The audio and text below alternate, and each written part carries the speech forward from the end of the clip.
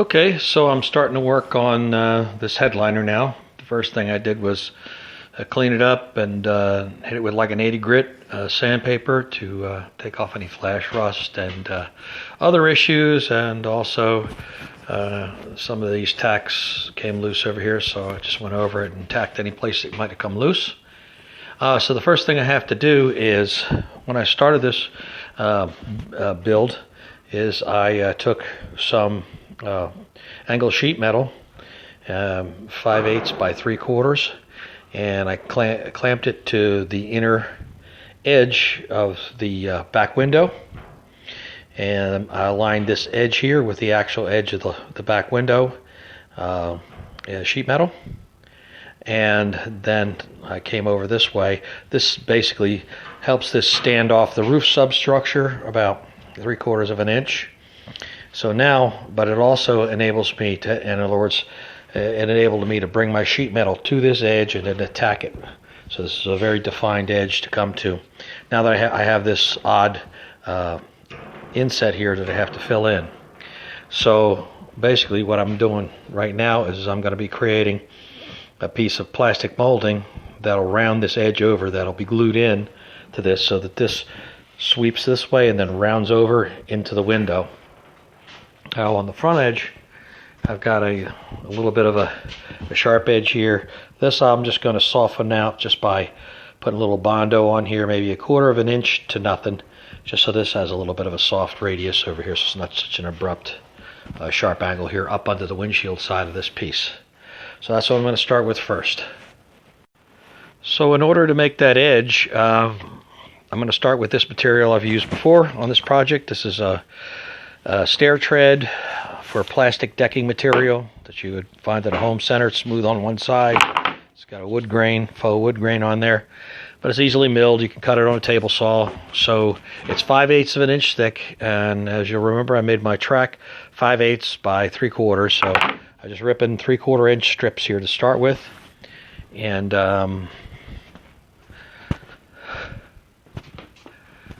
what I'll do is I'll screw them down to the bench here, and then I'll use a router to round over the one edge, and that'll give me the profile that I want in order to soften that edge of the back window opening. Then I'll proceed to fit it around, making some slight slices about 3/4 of the way through the material, so that I can work it around on the inside edges and any curves that I have, and then it'll be glued in with a panel adhesive, and so that's what's next. Okay, so I'm getting ready to route this profile. All this is just a regular round over bit used for woodworking, carbide tipped with a little roller here to roll against the face. I've set 2 of them up at the same time here. This way it gives my router base something stable to sit on, instead of trying to ride on this little thing where it would rock back and forth. So they both have to be done, so they're both face out this way, so I can run down this one and then down this one in order to get my profile. Alright, so I had to move it out to the edge of the bench because the bottom of the bearing, this little nut that holds the bearing on, was hitting the bench. So I needed to adjust the round over down a little bit more to get more round in the shape, and so I just hung it out over the bench. But this is basically what I'm going for. You see it's got this radius, and I stopped short of obviously where I screwed them down to the bench. That's just waste material, but anyway, that's it. Okay, on my old-timey radial arm saw, what I've done is I've taken it, I've set it to just where it'll cut through all but, well, this is a little bit, there's a piece of wastage, so I actually cut it to where it's only about 1/8 of an inch material left in the profile, so that I could flex it. So basically drawing this saw across, making cuts across here, depending on the tightness of the curve is how frequent I have to make the cuts. In other words, these are the tightest, which is about 1/4 inch apart. And of course, if you have a gentler curve, then you would go ahead and put them farther apart. And then what I do is I'll heat the back of the extrusion until it starts to droop on its own. Kind of soften it up so it doesn't snap. And I'll show you what that looks like fit into place. Alright, so this is just set in place. It's not glued or filled or anything. So what I'll do is I'll epoxy this in, clamp it down, get it as tight as possible, and I'll fill all these grooves also.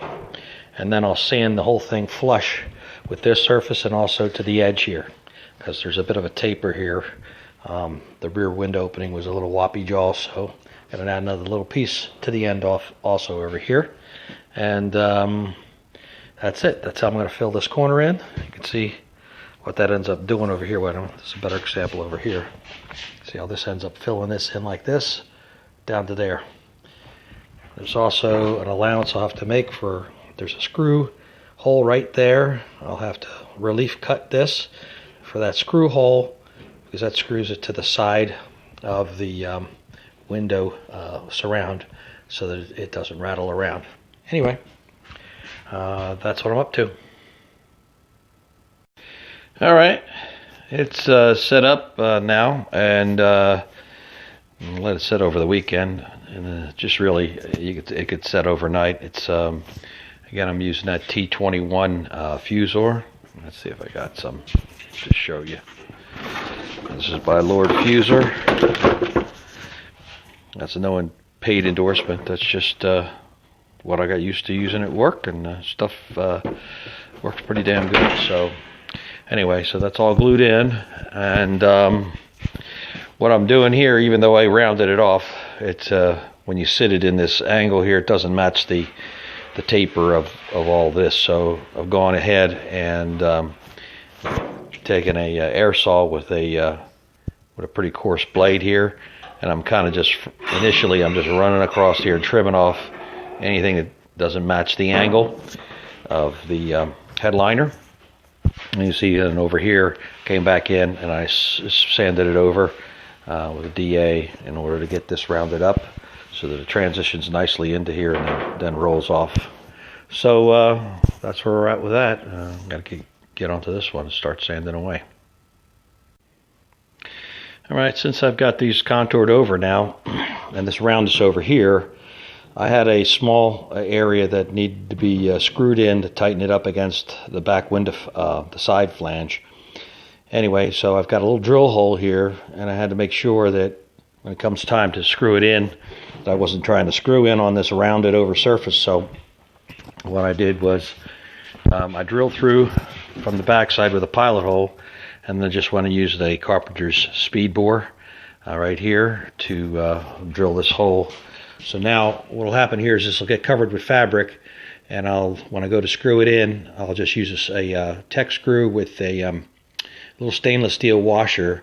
The washer is necessary because if you try to tighten down with just the fabric, it'll start to twist the fabric and rip the fabric off. So this will have to be done with a small stainless steel washer in addition to the screw, just to hold it into the side of the window bed. Just thought I'd show you that. Alright, one last thing I have to take care of before I start mudding up these seams, and that's this little courtesy light that's in the ceiling and the headliner. So I've got to cut a clearance hole right in this location here for this little courtesy light that comes on when you open the door. It's right over the seats. Anyway, this little rim has to go through here, and it snaps into this housing right here and makes it like a little sandwich. But make sure I don't forget that. I got the wiring up there for it, so make sure I don't forget it. Alright, as you can see here, I'm just blending out these transitions a little bit. Not going too crazy because this is going to be black, and covered with spongy fabric, so just want to make sure that it's just not abrupt. And you can see where I filled in all of this back here now. It's blended over, and that's the other side right there. Still working on some of these they're heavier transitions right there. And I've also got the center console out, and as you'll recall, I used that same material to create a soft edge here, attached it to the metal center section, and then I glued it to that and screwed it to that, and now it's being bondoed in. It's all going to be covered with black vinyl on the center section here, and kind of make it a little easier to install in 3 pieces rather than try to do a 1-piece headliner all by myself here. Anyway, that's where I'm at with this. Alright, so I had to get out the primer, heavy build primer, to prime this panel here. While I was at it, I quickly primed up this lower air dam, and while I had some left in the gun, I just went around and gave it a lights, these panels, these headliner panels, and the upper console a little sealer, just to lock everything in before I glue the fabric on. While I was waiting for all of that to dry, I went ahead and put the mirrors back on the car. They look pretty good. I got the radio antenna on the car. That looks pretty good, not too obvious. I didn't put one on my car, and I regret it because I didn't want to ruin the flow of the roof on my car, but I got about 2 radio stations in a modern car. That's ridiculous. But anyway, I've got a power antenna in the back window of that car. That would be great. That'd be enough. It's not.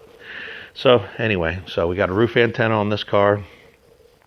I went ahead, and this car's going to have a license plate that's going to have a backup camera in it, but I'm not sure how to connect it. I looked at the manual, and there's a couple of ways you can connect it depending on the equipment in your car, and it turned very quickly from plain English to gibberish. So I went ahead and just ran the cabling through the car, and I've got it looped up here. I still have to feed it up onto the dashboard, but I've got it run through with the rest of the wiring that comes back from the fuse box in the back. Little nicks and knacks. I was out looking for clips for this piece of stainless.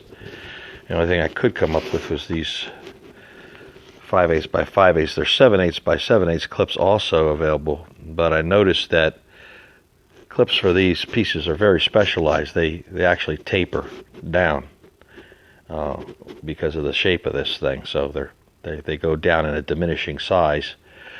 So I'm going to have to do some kind of an adaptation, because I searched high and low. I couldn't find the specific clips for this belt molding, but I did find, it's a good thing I spent a little time to recover this piece. I saw a couple of pieces on eBay, and they're wanting like $300 for this piece of metal.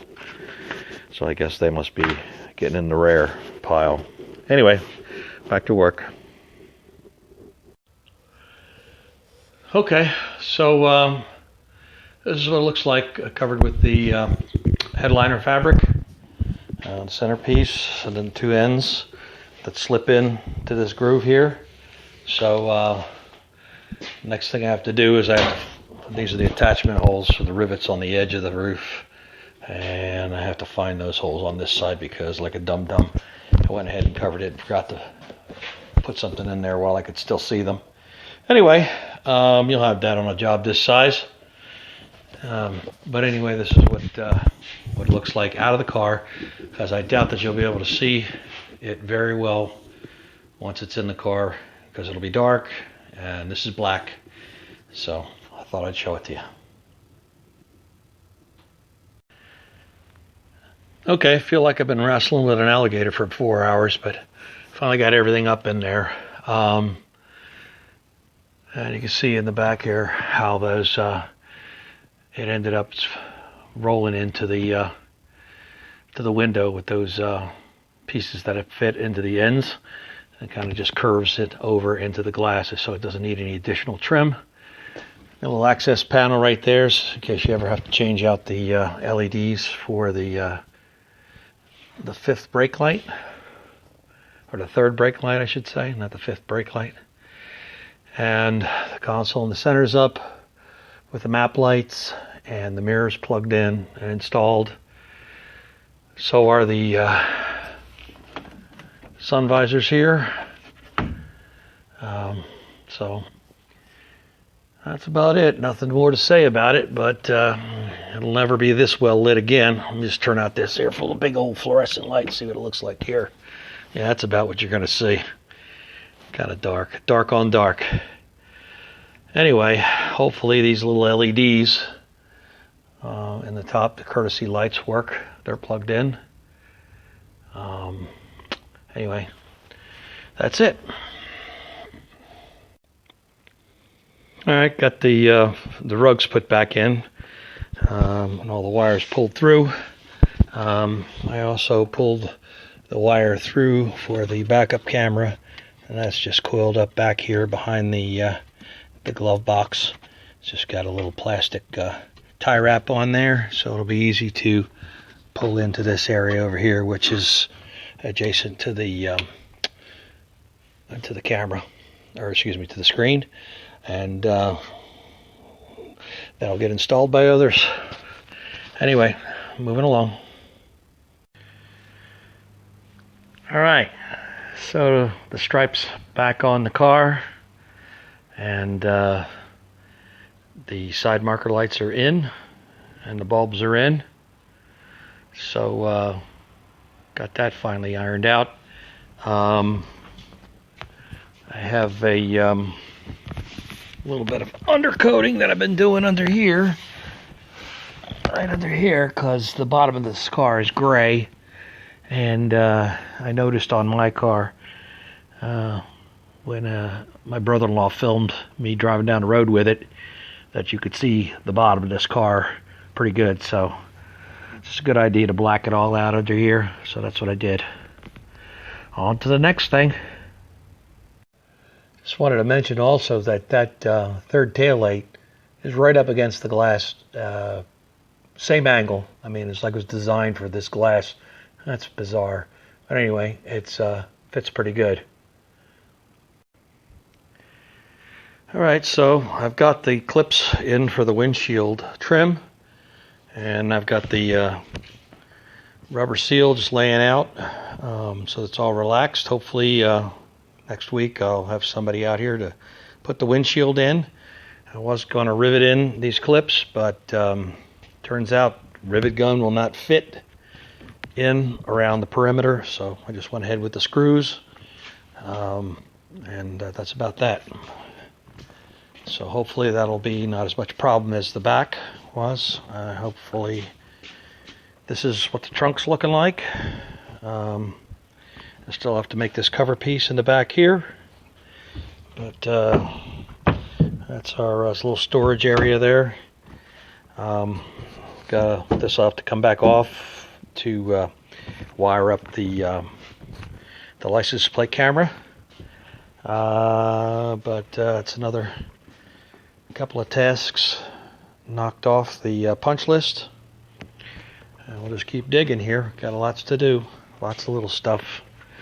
Got to figure out how I'm going to mount these clips on here. That's a little bit of an issue. I got some ideas, but we'll just keep digging. I have the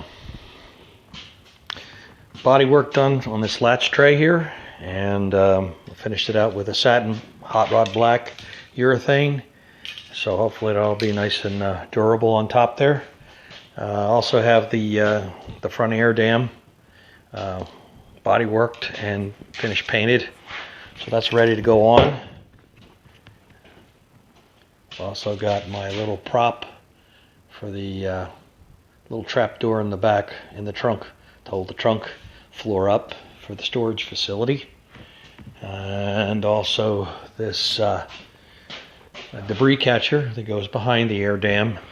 Got that all painted up and ready to go in. So hopefully when I'm ready to do that, everything will be nice and dry, and move on to the next thing. All right, with everything that comes aftermarket, we just got to be grateful that they make it at all, but there's always a lot more labor involved than just putting it together. Example of that is these ends supposed to bolt together and pin to align them, and you can see what kind of an alignment I've got when I just do that simple the fixation. Anyway, this is what I've come up with as a solution. Basically, I've loosened the 2 bolts that I have through there to hold them together. I've got a little block here and then another block across the top clamped, and then I clamped the bottom to bring the 2 halves together at the farthest extreme, and then I've packed this with epoxy to create a plug so that when I tighten those bolts down again, it'll tighten against that little wedge that's in there. As you can see on this side here is what I'm talking about. You see this little space here. I'll open this up, realign this all, and then I'll fill that with epoxy. Then once that epoxy is dried and hardened, it's be like a little wedge piece in there. And I'll go ahead and get that straightened out. Also, the clip set that I bought for this, there's 8 of these tension clips, and I suppose they're supposed to go in here, but I struggled a little while trying to get them to go in, then stay in, because the back lip here is not quite big enough to hold them. They just keep wanting to fall out. So you got 4 clips. You're trying to fumble with them to get them in the holes over here. It's a little bit of a pain. So, and you have to manipulate this piece a little bit also to get it to fit this shape. You know, they're kind of curled and they don't just set in there, so you got to be very careful because it's a compound shape and it's a closed shape, so when you bend it, it closes up a little bit, and you try to open it up, you're going to make little kinks in it. Big problem. So just to temporarily hold them in, I've just put them in a little epoxy there that'll hold them just enough till I can get the nuts hopefully on the back side there to tighten them up. But yeah, these would be cool if they worked, but for some reason or other for me they don't. Anyway, just trying to get all this stuff together so maybe I can install this grill today. Well, I was hoping to install this grill, but looks like that's not going to happen. I'm going to have to leave this set at least overnight or through the weekend. This joint was so bad and out of shape. I mean, I've been wrestling with it, trying to get it compressed down. I mean, the alignment of this thing is, I mean, it's like the molds don't mesh up at all. So I've got this chrome trim on, which that's going to hold it straight a little bit, but in reality, I've just got to make sure that the epoxy sets up good, because it's still a little bit, you can still move it a little bit, which while it does seem a little more pliable right now, I decided to take advantage of really trying to really wrestle this thing into alignment. It was looking pretty horsey.